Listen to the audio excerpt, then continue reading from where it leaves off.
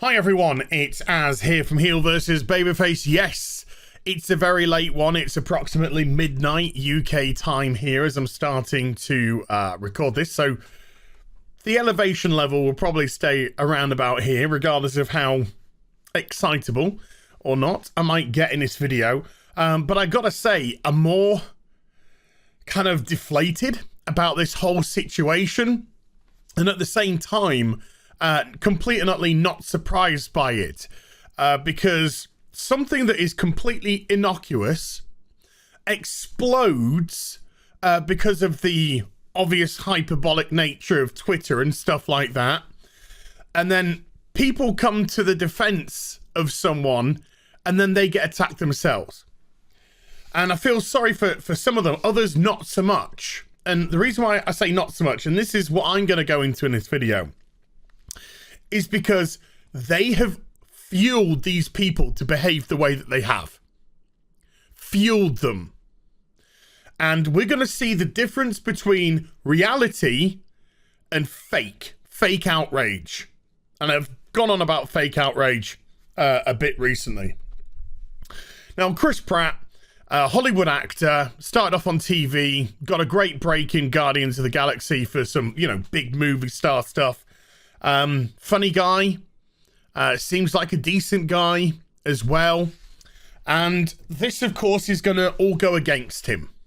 There was a little vote on Twitter, and like I said, should have just been innocuous.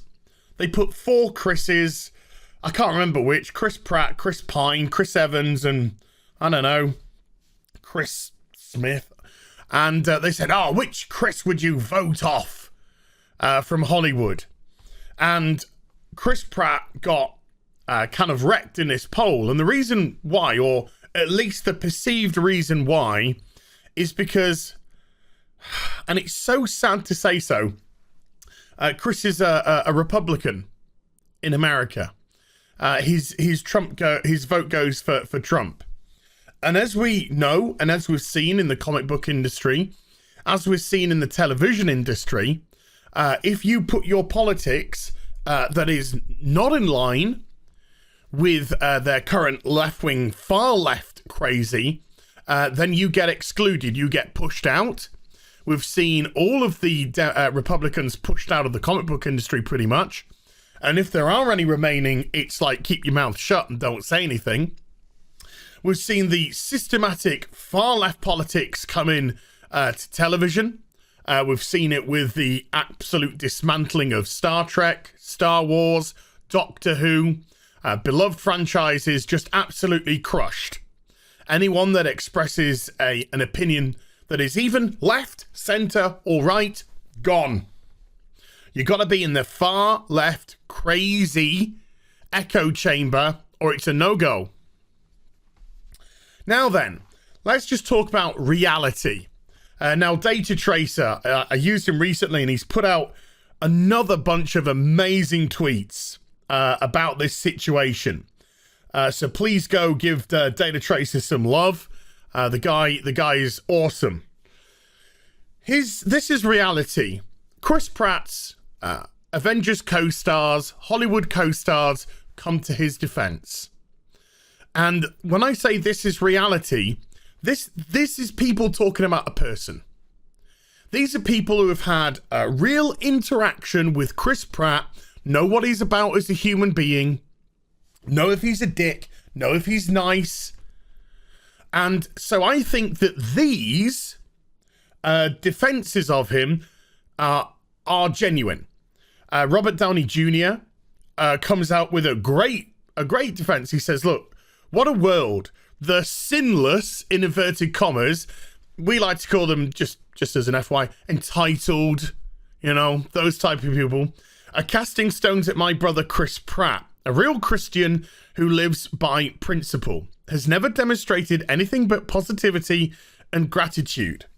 Why would Robert start with something like this? Well, it suddenly started to evolve, the hatred. The hatred evolved from the fact that he votes Republican to the fact that he's a churchgoer and ergo by default has just become a bigot and a homophobe and all that. Oh, and is happily married with kids, also makes him bigoted for some reason. Because they needed to, the crazy people need to escalate and dramatize, because when you're going to cancel somebody, you're going for the kill.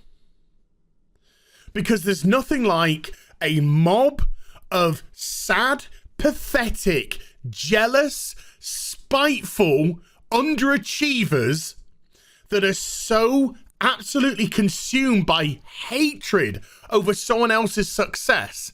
You got to cancel them completely. He then goes on to say, he has never demonstrated anything but positivity and gratitude. And he just married into a family that makes space for civil discourse and just plain fact. Insists on service of the highest value. If you take issue with Chris, I've got a novel idea. Delete your social media accounts. Sit with your own defects of character and work on them. Then celebrate your humanness. That is a great post by Robert Downey Jr. or his representative, whichever it may be. But I think it's Robert. It's somebody who is clearly has a relationship with a guy and is talking about that person itself. Mark Ruffalo, who we're going to get back to, because this guy here is a freaking hypocrite. Because this guy here is one of the people that perpetuates this type of behavior, that encourages this type of behavior, and now has fallen foul of this type of behavior. Congratulations, you reap what you sow. All you, Pratt, which is Chris Pratt, is as solid man as there is. I know him personally, and instead of casting aspersions, look at how he lives his life. He's just not overtly political as a rule. Why should he have to be? This is a distraction. Let's keep our eyes on the prize, friends. We are so close now. Oh, so close to humiliation, I think. Zoe Saldana, of course, is co-star in Guardians.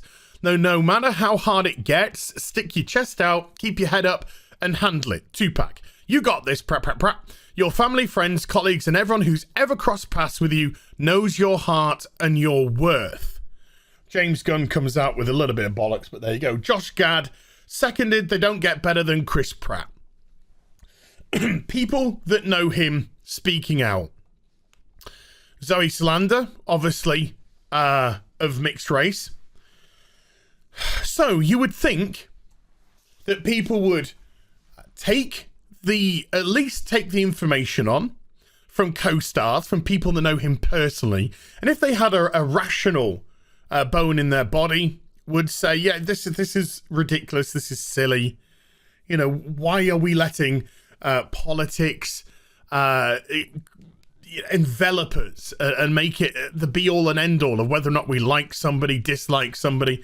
Because it is just absolute nonsense. No, of course they didn't. They went and attacked them. All the people with BLM in their title attacked Zoe Saldana. All the people who Mark Ruffalo had been pandering to jump all over him. All of this. I hate you and your friends so much. All you rich, white, hetero, annoying bitches. Just shut the fuck up. Seriously, shut the fuck up.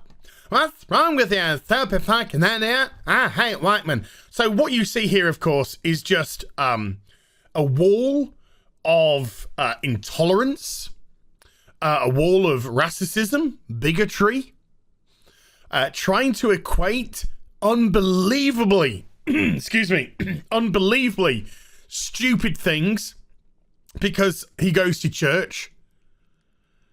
But this is the world that the crazy far left have created for themselves. A world built around complete and utter intolerance. And on the next one, I'm not going to read any of them out. You can read them for yourself. But Zoe Saldana taking some horrendous flack for defending her Guardians of the Galaxy co-star. And then the blue check marks come out, of course. They come out, of course, because they got to get their bollocks in. Not political isn't an opinion right now. Yes, it is. It's absolutely an opinion. It's a choice. People don't have to get consumed by the be-all and end-all of politics. They don't have to make it their world. And by the looks of it, somebody like yourself that's been so consumed about it, I wouldn't want to, because it's damaged you. Not being overtly political is one of the most political acts there is. Possibly one of the dumbest tweets I've read today.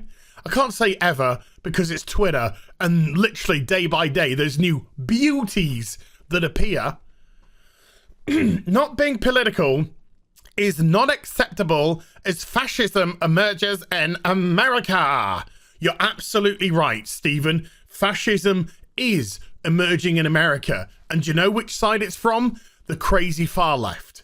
Because if you don't agree with them, you're out. That is called a fascistic attitude. Look at the way that you yourself are perpetuating the dogpiling onto Chris Pratt. Because you don't agree with his politics. So who is being fascistic, Stephen? Jacques Hughes. You. It's not coming from any other side than your intolerance and your echo chamber's intolerance. And it's disgusting. But let's go back to Mark Ruffalo, shall we? And I'll show you exactly why Mark Ruffalo can't say jack. This is Mark Ruffalo responding to Demi Lovato, who recently came out, of course, and said, I literally don't care if it ruins my career by criticizing Donald Trump. Now, of course, criticizing Donald Trump when you're part of the far left is the safest thing that you could possibly do. And Mark Ruffalo actually agrees and says, don't worry about it. Not only will you be fine, but you just elongated your career because you have the right politics. You're on the right side of history by telling the, I'll put this in inverted commas, truth and standing up for the oppressed. Absolute nonsense, but a clear indication that if you're on the right political side, not only will you be fine, you will be looked after and even boosted for doing so. So really, what Chris did, who's not an overtly political person, it's just the way he wants to vote, and he's entitled to do so. He's entitled to vote whichever way he wants. He's been like, I want to vote this way.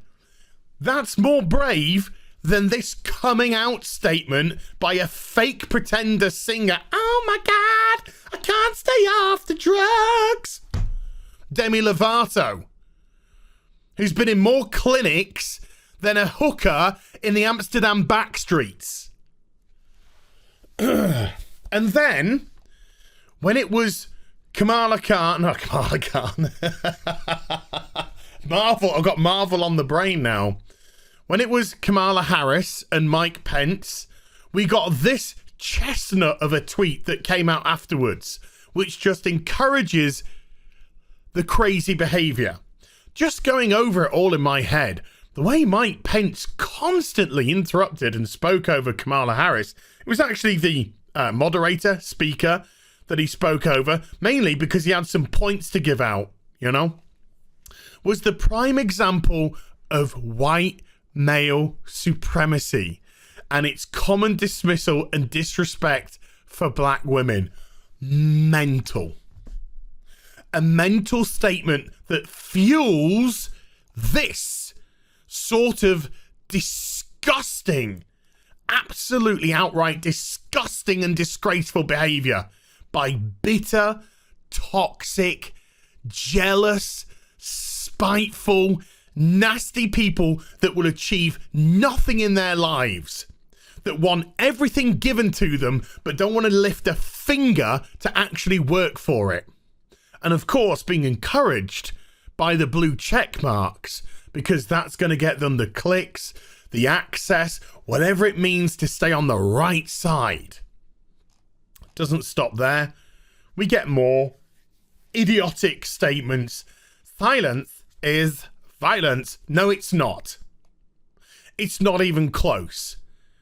Not saying something does not mean that you agree with it. That, again, is a call to a fascistic society. If you don't cry out that you support us, if you don't shout it from the rooftops that you're on our side, we'll come for you. You can't get any more fascistic than that. Tolerance. You don't know the meaning of the word tolerance. You're the most intolerant people I've ever come across. And again, all the same thing. Not overtly political, because he has the fucking privilege not to be. No, just chooses not to be. Maybe more interested in his family, his career, living life, not living on Twitter. Again, silence is violence. No, it's not. Chris Pratt silences complicity. No, it's not. Mad people, mental, all of it, absolutely crazy. And over what? Because they don't agree. They don't agree with his politics. They don't agree with his religion. They don't agree with the fact that he doesn't want to get involved in their crazy world of madness. Because it's the only thing that seems to fuel them. There we go. Sorry I've gone on for a little bit, but I hope you enjoyed the vid. If you did, do get a thumbs up and also subscribe to the channel. Follow me on social media and YouTube for live streaming links. They're in the description box down below. I'll be back with some more stuff very soon. You take care. Bye for now.